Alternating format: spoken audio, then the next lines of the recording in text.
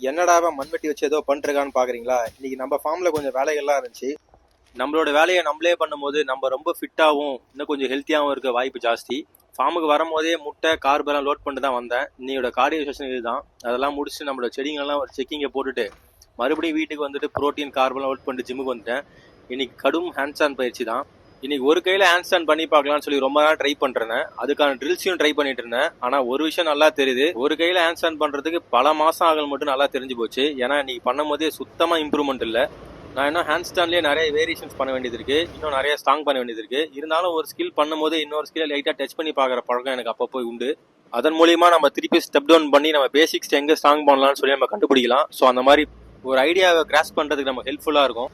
இன்னைக்கு எப்படியாச்சும் ஒரு பாயிண்டை கண்டுபிடிச்சலாம்னு சொல்லி மீண்டும் மீண்டும் ட்ரை பண்ணி பார்த்துட்டு இருந்தேன். ஆனா வீடியோவில் பார்த்த அப்புறம் தெரிஞ்சு வீடியோவில் இருக்கிற காட்சியும் நம்ம மனசுல இருக்கிற காட்சி சுத்தமா பொருந்தலை அப்படின்னு சொல்லி சரி இது போதும்னு சொல்லிட்டு இன்னைக்கு பிளான்ஜுக்கு தேவையான ட்ரில்ஸ் எல்லாம் பண்ணி பார்த்துட்டு இருந்தேன். அதை முடிச்சுட்டு வீட்டுக்கு வந்த பிறகு சிக்கனு கார்பு எடுத்ததுக்கு அப்புறமேட்டும் பசிச்சுது. ஸோ வீட்டில் இருக்கிற பாப்கார்னை செஞ்சு சாப்பிட்டுட்டு என்னோட நாளை முடிச்சுக்கிட்டேன்.